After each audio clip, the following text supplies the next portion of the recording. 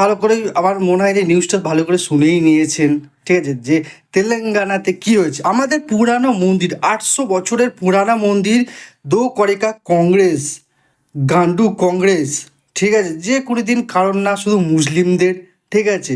তাহলে সে আমাদের 800 বছরের পুরনো মন্দির ভেঙে দিয়ে বলছে ভুল করে ভেঙে গেছে, আমরা এখানে কি বানাবো স্কুল। কেন ভাই, আর জায়গা ছিল না? নিজের ঘরে গিয়ে বানাতিস, পাশে বানাতিস, আরও জায়গা দেখতিস। পুরো আবার বলছে ভুল করে ভেঙে গেছে। মানে এরা কত আবার বলে, কত সব বলে কংগ্রেস সাপোর্টার বলে এডুকেটেড, এডুকেটেড না গাবার, সব থেকে গাবার, যারা পড়াশোনাও করে না তাদের থেকেও গাবার, ঠিক আছে? ঘাটিয়া লোক, ঠিক আছে, ছোট লোক। কেননা 800 বছরের পুরোনো মন্দির ভেঙে এ কি বলতে চাই, তাই কি করবে স্কুল? স্কুলের আর জায়গা নেই। হুম আমি বলতে চাই যে তেলেঙ্গানায় এসব কী হচ্ছে, আরে ওখানকার মুখ্যমন্ত্রী কী করছে, আঙুল চুষছে কি? কি হচ্ছে কি এটা? হ্যাঁ, কংগ্রেস যা পারে তাই করে বেড়াচ্ছে, দাদাগিরি হচ্ছে কি? এর তো ভাই বিচার হওয়াই চাই।